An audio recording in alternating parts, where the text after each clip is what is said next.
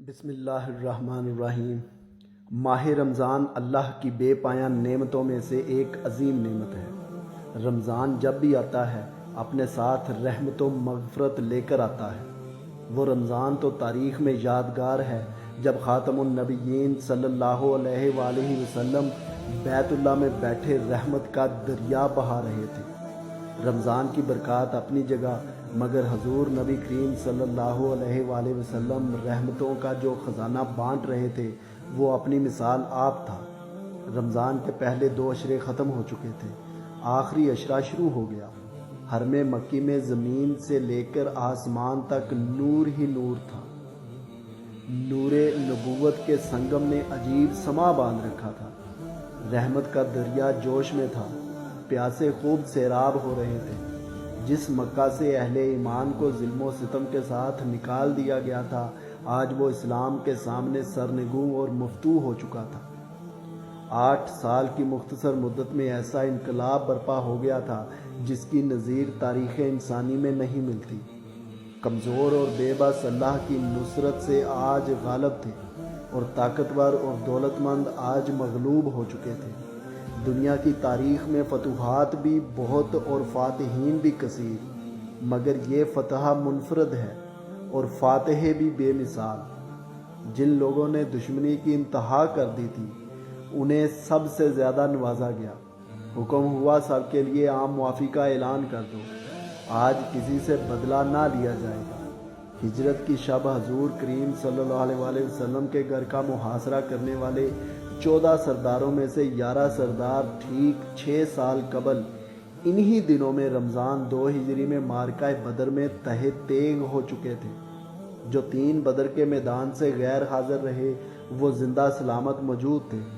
ان کا نام لے کر حکم نبوی یوں صادر ہوا: ابو سفیان بن حرب، حکیم بن حزام اور جبیر ابن مطعم کو امان دے دی گئی ہے۔ ان کی دیوار کے سائے میں بھی جو بیٹھ جائے اسے بھی امان ہے۔ قریش کے سبھی سردار آج مکہ میں موجود تھے، مگر ایک اہم شخصیت غائب تھی۔ جب سب ہتھیار ڈال چکے تھے اس وقت بھی وہ اکیلا مقابلے پر ڈٹا ہوا تھا۔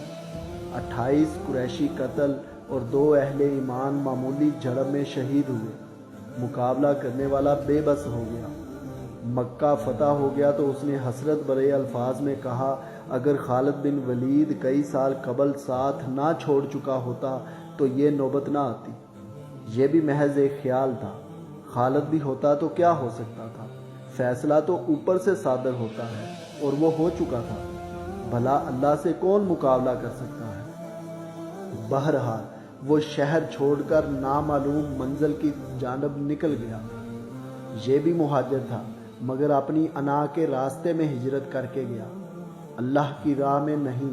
اللہ کے رسول نے سب سرداروں کو اپنے سامنے موجود پایا، مگر اس سخت جان مزاحم سردار کا نام و نشان نہ تھا۔ حضور اس کے بارے میں اپنے دل میں سوچتے رہے۔ آج حرم مکی میں آسمان سے رحمتیں نازل ہو رہی تھیں اور زمین پر فیوز و برکات نبوت کا دریا پورے جوبن بھرتا۔ حضور نبی کریم صلی اللہ علیہ وآلہ وسلم بیت اللہ کی دیوار سے ٹیک لگائے بیٹھے تھے۔ باب بنو شیبہ سے ایک خاتون حرم مکی میں داخل ہوئی، اس کے ساتھ اس کے بچے بھی تھے۔ یہ خاتون قریش کی معزز ترین خواتین میں سے تھی۔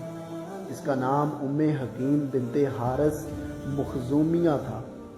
اس کے والد ابو جہل کے حقیقی بھائی اور اس کی والدہ فاطمہ بنت ولید خالد بن ولید کی حقیقی بہن تھی۔ وہ ابو جہل کے بیٹے اکرمہ کی بیوی تھی۔ رسول خدا کے سب سے بڑے دشمن ابو جہل کی بہو بھی اور بھتیجی بھی۔ اکرمہ آخری وقت تک مقابلہ کرنے کے بعد مکہ سے بھاگ گیا تھا۔ اس کے بیوی بچے پریشان اور اداس تھے۔ حضور صلی اللہ علیہ وآلہ وسلم کو معلوم ہوا کہ یہ اکرمہ کی بیوی بچے ہیں تو آپ صلی اللہ علیہ وآلہ وسلم نے گرم جوشی سے استقبال کیا اور اپنی طرف سے ان کے ساتھ محبت و شفقت کا بھرپور اظہار فرمایا۔ پھر پوچھا، ان بچوں کا باپ کہاں ہے؟ تو بتایا گیا کہ وہ فتح مکہ کے بعد یمن کی طرف بھاگ گیا ہے۔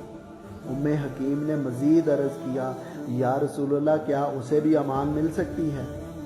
حضور صلی اللہ علیہ وسلم نے فرمایا کیوں نہیں، جاؤ میں نے اسے بھی امان دے دی۔ حکیم کا دل ایک جانب اس معافی سے مطمئن ہو گیا، دوسری جانب اسے عظیم فاتح کی عظمت کا پتہ چل گیا کہ وہ کتنے کشادہ دل کے مالک اور کس قدر رحیم و مہربان ہے۔ اکرمہ جو جدہ کے ساحل سے کشتی میں سوار ہو کر راہ فرار اختیار کر چکا تھا، کشتی کے شدید طوفان میں پھنس جانے کی بدولت خواب غفلت سے بیدار ہو گیا۔ خشکی پر جو عقدہ سالوں میں نہ کھلا وہ سمندر میں چند لمحوں میں کھل گیا۔ ملاحوں نے مسافروں سے کہا ایک اللہ وحدہ لا شریک کو مدد کے لیے پکارو۔ قرآن مجید میں یہ مضمون کئی مقامات پر بیان ہوا ہے کہ سمندر میں جب کشتی بھنور میں پھنس جاتی ہے تو اس وقت غیر اللہ کی عبادت کرنے والے بھی یکسو ہو کر ایک اللہ کو پکارتے ہیں۔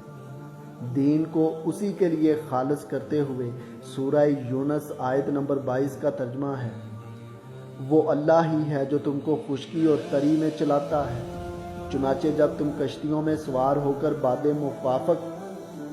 موافق پر فرحاں و شاداں سفر کر رہے ہوتے ہو اور پھر یکا یک باد مخالف کا زور ہوتا ہے اور ہر طرف سے موجوں کے تھپیڑے لگتے ہیں اور مسافر سمجھ لیتے ہیں کہ طوفان میں گر گئے، اس وقت سب اپنے دین کو اللہ ہی کے لیے خالص کر کے اس سے دعائیں مانگتے ہیں، اگر تو نے ہم کو اس بلا سے نجات دے دی تو ہم شکر گزار بندے بنیں گے، مگر جب وہ ان کو بچا لیتا ہے تو پھر وہی لوگ حق سے منحرف ہو کر زمین میں بغاوت کرنے لگتے ہیں۔ لوگوں، تمہاری یہ بغاوت تمہارے ہی خلاف پڑ رہی ہے۔ دنیا کی زندگی چند روزہ مزے ہیں، لوٹ لو، پھر ہماری طرف تمہیں پلٹ کر آنا ہے، اس وقت ہم تمہیں بتا دیں گے کہ تم کیا کچھ کرتے رہے۔ اکرمہ نے سوچا یہی تو جھگڑا تھا جس نے گھروں سے بے گھر کر دیا، کل ہمارے دشمنوں کو اور آج مجھے۔ دل نے فیصلہ کر لیا کہ اگر خشکی پر پہنچا تو واپس مکہ چلا جاؤں گا۔ پنجابی زبان میں ضرب المثل ہے کہ مکے گیاں گل مکدی نہیں جے دلوں نہ میں مکائیے۔ یہ محض مکہ کی جانب واپسی نہ تھی، یہ فطرت اور حقیقت کی جانب رجوع تھا۔ جو بات آج تک سمجھ نہ آئی تھی وہ اللہ نے طوفان میں سمجھا دی۔ جب یہ قریشی سردار واپس پہنچا اور بارگاہ نبوی میں حاضری دی تو حضور صلی اللہ علیہ وآلہ وسلم کو بے پناہ مسرت ہوئی۔ آپ نے گرم جوشی سے مرحبا کہتے ہوئے اس کا استقبال کیا۔ اس کی واپسی محض مکہ کی طرف نہ تھی بلکہ دل کی دنیا میں ایک حقیقی انقلاب پیدا ہو چکا تھا۔ یہ واقعہ حضرت اکرمہ نے خود بیان کیا ہے جو جامعہ ترمذی میں روایت ہوا ہے۔ اکرمہ نے ایسا فاتح کہاں دیکھا تھا، صدق دل سے اسلام قبول کیا اور پھر ساری زندگی جہاد کے لیے وقف کر دی۔ شام اور روم کے معرکوں کے دوران دونوں میاں بیوی جہاد میں شریک رہے۔ جنگ یرموک میں اکرمہ بڑی بہادری سے لڑتے ہوئے شہید ہو گئے اور حکیم بیوہ ہو گئی۔ یہ وہی جنگ تھی جس میں 3 جاں بازوں نے پانی کی پیاس کے باوجود دوسرے بھائی کی آواز سن کر پیالہ آگے بڑھا دیا۔ تینوں تشنہ کام ہی حوض کوثر کو چل دیے، مگر ایثار کا وہ نمونہ پیش کیا جو تاریخ انسانی میں ایک ہی بار ظہور پذیر ہوا۔ ان میں سے ایک اکرمہ تھے، دوسرے سہیل بن عمرو اور تیسرے اکرمہ کے چچا حارث بن ہشام۔ حکیم نے خود بھی مشکل گھڑیوں میں مجاہدین کے ساتھ مل کر دشمن کا مقابلہ کیا۔ وہ بڑی بہادر خاتون تھی۔ اس وقت مشرق و مغرب ہر جگہ امت مسلمہ پر دشمن کی یلغار جاری ہے۔ یہ یلغار میدان جنگ تک محدود نہیں، کھیت کھلیان، کوچے و بازار اور مسلمانوں کے گھر گھروندے سبھی دشمن کی زد میں ہیں۔ مرد ہی نہیں، خواتین اور بچے بھی ننگی جارحیت کا شکار ہو رہے ہیں۔ تاریخ اپنے آپ کو دہرا رہی ہے اور حکیم کی بیٹیاں عرب و عجم میں ہر جگہ اپنے مردوں، بھائیوں اور بیٹوں کے شانہ بشانہ دادے شجاعت دے رہی ہیں۔ ان پرآشوب حالات میں آج بھی ایسے ایمان افروز واقعات رونما ہو رہے ہیں